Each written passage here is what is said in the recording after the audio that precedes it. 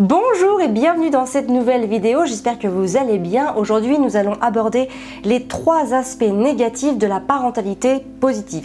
Qu'est-ce que ça va vous apporter? Eh bien ça va vous permettre de ne plus subir les fameuses injonctions de la parentalité positive. Être parent, ce n'est déjà pas toujours facile, c'est un exercice qui demande énormément de ressources, de temps et d'énergie. D'ailleurs on m'a souvent posé des questions par rapport à ma parentalité. Vous verrez que je vous répondrai à la question que j'ai toujours trouvée la plus inconfortable. Je vous répondrai à cette question, enfin je vous dévoilerai cette question et j'y répondrai en fin de vidéo.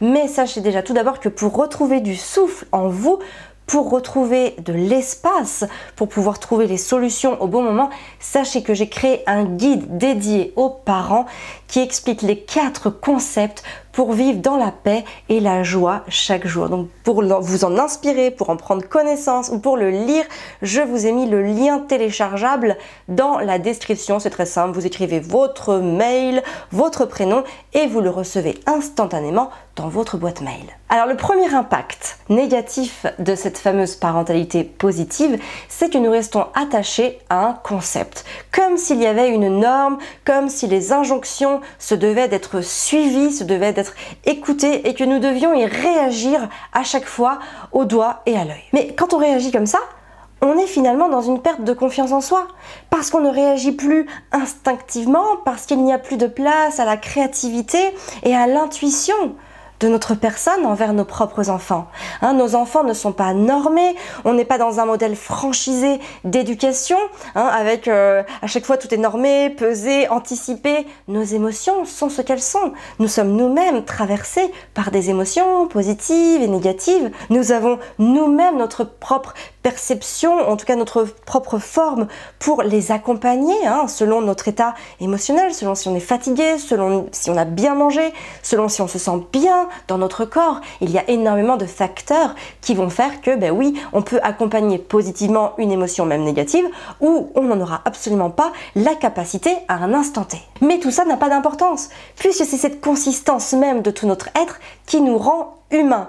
Donc la première chose, le premier conseil pour ne pas être impacté négativement, c'est de se détacher de cette figure normée de la parentalité positive. Le deuxième impact négatif, c'est que nous sommes du coup à chaque fois dans une quête personnelle de la perfection. Pourquoi?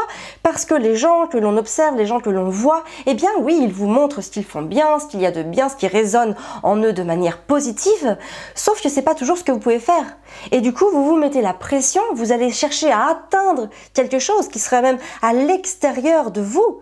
Alors que finalement, la clé, elle réside en vous. C'est un cheminement interne que vous devez faire et non externe. Vous ne devez pas atteindre ce que les autres font de bien. Vous devez atteindre votre propre idéal, votre propre objectif, ce que vous voulez vraiment vivre au plus profond de vous. Quand on cherche à reproduire des choses, finalement, indubitablement, nous avons des attentes envers nous-mêmes et envers nos enfants.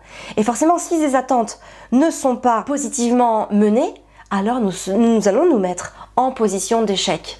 Nous allons donc perdre confiance en nous et nous allons aussi mettre nos enfants en position d'échec. Et donc forcément, eh bien, tout le caractère positif et constructif va être très malmené pour amener de la dégradation de l'estime de soi, de la perte de confiance en soi et se morfondre dans une situation d'échec qui ne nous fera pas grandir personnellement et ne fera pas élever notre niveau de conscience. Les attentes sont dangereuses car elles induisent que nous allons gagner ou que nous allons perdre. Si nous réussissons, nous devenons un gagnant. Si nous perdons, nous devenons un perdant. Et l'image que cela renvoie de nous est très compliquée à gérer parce qu'elle va amener d'autres accompagnements, d'autres émotions que nous n'aurions pas eu à la base à faire naître en nous. La vie n'est pas un jeu. Il y a des moments difficiles, des moments faciles, des moments où on sent qu'on peut aller au bout des choses, d'autres moments où nous ne sommes pas dans un état de donner le meilleur de nous-mêmes. Et tout ça, c'est ok. Pour ça, il faut accepter qui nous sommes, accepter de grandir nous-mêmes, de nous élever, d'élever notre niveau de conscience, mais en aucun cas de chercher à mener une quête de la perfection. Et enfin, le troisième impact négatif, eh bien, c'est que nous allons nous cliver, hein. Nous allons vivre une forme de clivage par rapport à nos proches, à nos familles et à tous les gens qui nous entourent. Le vrai problème, c'est que nous sommes des êtres de société, nous sommes des êtres d'appartenance à un groupe et donc nous avons besoin, hein, nous vivons aussi à travers le regard des autres. Et en se clivant, eh bien, du coup, on se sent seul, on se sent isolé à travers ses choix, ses décisions. Et forcément, nous allons avoir à un moment ou à un autre à remettre en cause nos principes d'éducation, nos valeurs, nos choix de vie, nos objectifs, parce que nous ne nous sentirons pas portés par cet effet communautaire, par cette communauté, par ce groupe.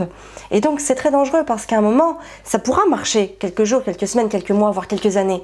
Mais à un moment, il faudra aussi que le lien social soit là, soit présent, soit fort. Et nous ne pourrons pas nous isoler sans cesse.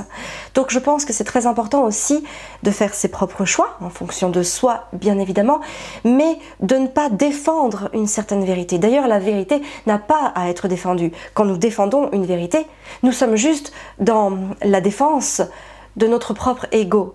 Et finalement, les choix que nous faisons ne doivent en aucun cas nous induire de nous couper des autres. Hein. Nous pouvons détenir notre propre vérité et penser qu'elle est réellement vraie, mais cela ne doit pas aller au détriment de la relation que nous menons, que nous avons, que nous nourrissons avec les autres. Alors des questions inconfortables, oui j'en ai souvent eu, mais l'une qui a été, on va dire, la plus inconfortable parce que j'ai mis du temps avant de trouver ma réponse, c'était: quels sont les meilleurs conseils, Amélie, que tu as en parentalité? Et oui, bien sûr que j'ai des conseils à donner, je peux expliquer des notions, je peux expliquer des choses, mais finalement, si on veut vraiment que ça fonctionne, sans que cela nous épuise finalement et finisse par nous mettre en échec avec nous-mêmes, alors la clé, elle se trouve à l'intérieur de nous. Et il faut chercher à se développer personnellement pour pouvoir appliquer ces fameux conseils, pour pouvoir avoir les bons réflexes, pour pouvoir mettre en nous de nouveaux schémas de fonctionnement, des nouvelles autoroutes neuronales qui vont nous permettre d'agir selon de nouvelles habitudes. Et c'est grâce au développement personnel, finalement, que j'ai réussi à pratiquer la parentalité que je veux aujourd'hui. La parentalité qui était mon objectif, qui était le résultat de ma forme de cheminement intérieur. Donc je veux vraiment que vous reteniez ça, les filles. La clé, elle est en nous. Même s'il y a des papas qui m'écoutent, la clé, elle est en vous. Vous pouvez bien sûr vous guider à travers des vidéos comme ce que je fais.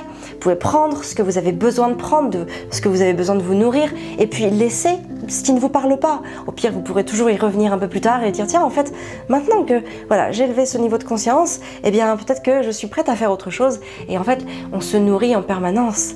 Comme nous nourrissons naturellement à travers les aliments que nous mangeons, nous avons aussi besoin de nourriture, d'information. Hein. C'est de la nourriture informationnelle ou parfois même spirituelle qui va venir nous guider et nous faire avancer, non pas vers quelque chose à atteindre, mais en nous. Et c'est comme ça que vous allez grandir, que vous allez vous déployer intérieurement et que vous trouverez l'apaisement dont vous avez besoin pour accompagner les émotions de vos enfants et bien sûr en commençant par l'accompagnement de vos propres émotions. Donc je vous rappelle qu'il y a le petit guide sur les 4 concepts pour vivre dans la paix et la joie qui peut vraiment vous aider à trouver aussi cette forme d'apaisement en vous. Je vous conseille vraiment de le télécharger, c'est pas long à lire, ça se lit facilement, c'est un joli PDF que vous pouvez même imprimer, coller sur votre frigo, avoir dans votre agenda, dans votre voiture, à votre table de chevet, peu importe. C'est vraiment un tout petit guide qui peut vraiment vous donner des clés pour une réflexion sur la forme d'apaisement que vous voulez faire naître en vous, pour vous et par vous. Voilà, n'hésitez pas à vous abonner à Famille Épanouie si vous aimez ce genre de contenu, à liker la vidéo, actionner la petite cloche si vous voulez recevoir les notifications, mettre un commentaire si vous ressentez le besoin de réagir à cette vidéo. Moi, je vous souhaite une très belle journée. Je vous retrouve très bientôt pour une prochaine vidéo. Prenez soin de vous et de vos enfants.